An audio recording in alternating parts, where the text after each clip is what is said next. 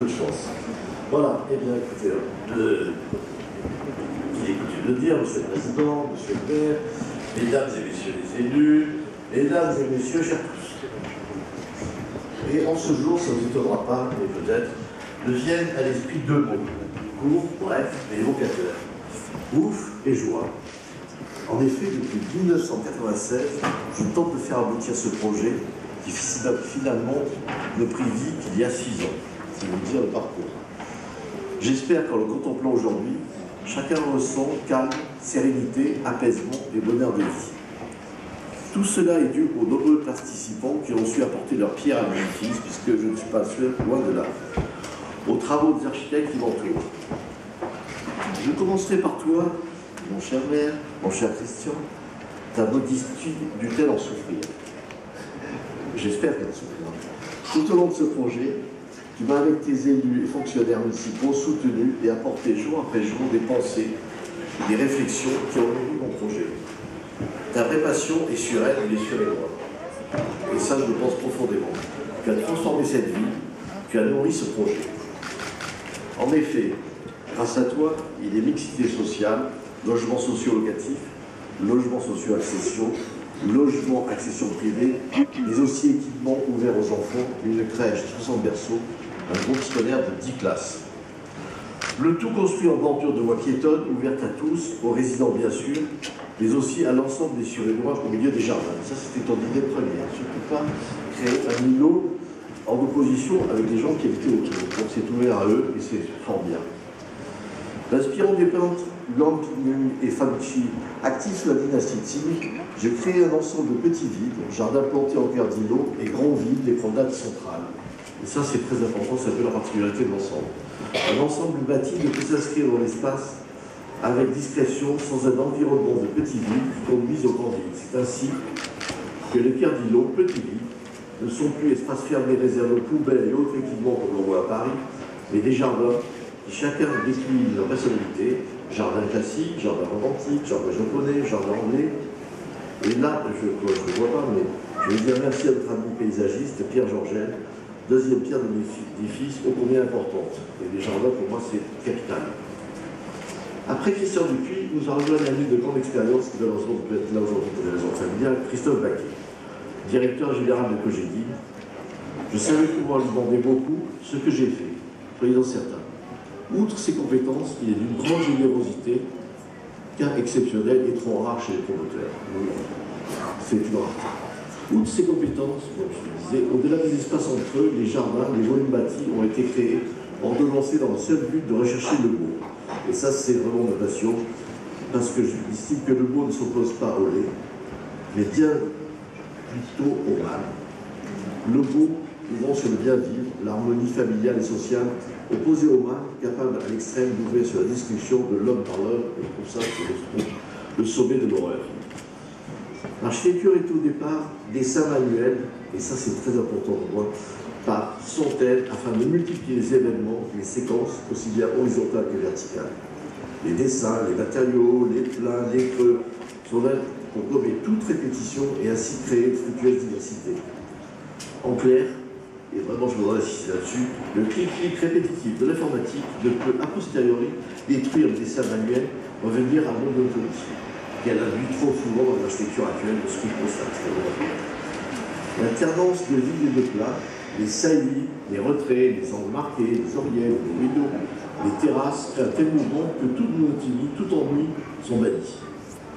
La base des immeubles, enchâssés dans la verdure pendant les promenades, s'ouvre ici ou là sur de larges transparences qui permettent de voir les jardins qui animent les cœurs d'îlot. La pierre, les enduits sont sculptés, saillies et retraits, s'animent ainsi à travers lumière et ombre. J'espère que en été, on pourra voir ces jeux d'ombre et de lumière, et ça pour moi c'est très important aussi. La clarté et la chaleur solaire sont privilégiées, les terrasses nombreuses apportent leur décor de verdure, vision renforcée par les toitures terrasses, toutes végétalisées. En effet, on est ici à Suresnes, dans une ville qui est de colline, donc tout le monde peut visualiser les toitures terrasses, des toitures qui sont vraiment une cinquième façade. Donc il est important de les visualiser entièrement. La conception des appartements joue avec l'espace et permet à l'œil de se poser loin et d'ainsi éviter l'impression d'enfermement. la pierre, le bois, le verre contribuent à la grande qualité de ces habitats privilégiés. Soleil, lumière largement diffusée éclairent ces décors. Enfin, et c'est là où les amitiés se multiplient, c'est mon grand âge qui me permet d'avoir de nombreux amis très fort compétents. Enfin intervient à ma demande un troisième ami et ses équipes. Philippe Fabier, qui est là, ici présent, président de Bouygues, Île-de-France. Grâce à lui et à ses équipes, à leur exceptionnelle compétence, nous avons cherché à optimiser, à valoriser tous les détails de construction. C'est ainsi que dès le début du chantier, les prototypes grandeur nature ont été réalisés. Grandeur que nous avons examiné, que nous avons présenté aux élus, et tout le monde a été apporté sa pierre critiquée et ça nous a permis de valoriser l'ensemble.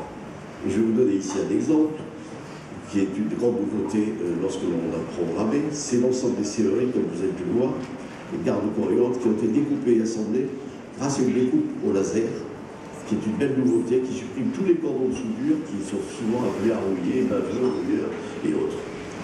Cette magnifique entreprise a réalisé ce chantier en à peine plus de 30 mois, décaissant au début environ 88 mètres cubes de déblais, c'est vous dire le nombre de camions qui ont dû œuvrer dans l'environnement, faisant ensuite fonctionner 5 grues, permettant à l'entreprise d'État secondaire de faire travailler pendant plus de 30 mois environ 80 personnes. Et là, je voudrais vraiment m'adresser aux élus. Je vais faire une petite parenthèse. Et je voudrais leur adresser un présent appel, car lorsqu'on met en chantier 100 000 logements, on permet et on donne de l'emploi à environ 125 000 personnes. Ce qui est considérable, en sachant que le bâtiment importe très peu de matériaux de l'extérieur à cause de la pondération, peut-être la compétence de l'industrie française, mais surtout de la pondération qui pénalise fortement ces importations. Donc on fait travailler essentiellement des travailleurs français. Et ça, c'est 100 000, c'est 125 000 emplois créés. Donc par les temps du cours, si on pouvait arriver à pousser cette chose, moi je trouvais ça fabuleux. Ça se comprend. Oui, mais voilà. Bon, les travaux ont été réalisés dans des conditions strictement encadrées afin de protéger l'environnement. Contrôle des camions qui étaient stockés en bord de Seine avant de pouvoir accéder sur le chantier. Brumisateur pour éviter les dégagements de poussière. Capteur sonore afin de minimiser les bruits.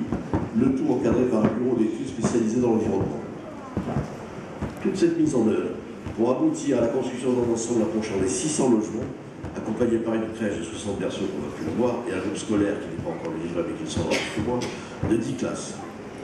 Tout ceci fait grâce à l'apport des élus de la ville de Suresnes, des équipes de Cogedim, de la direction et de l'encadrement et des ouvriers de l'entreprise Bouygues. Tout ceci est fait, et ça il faut le souligner, pour permettre le plein épanouissement des occupants et de leurs enfants qui sont pris en charge au sein du programme dès la naissance, et ce jusqu'à 9 ans. Ce qui pour des jeunes cadres est extraordinaire, puisqu'ils ont le tram à côté, ils peuvent partir, ils déposent leurs enfants, de toutes.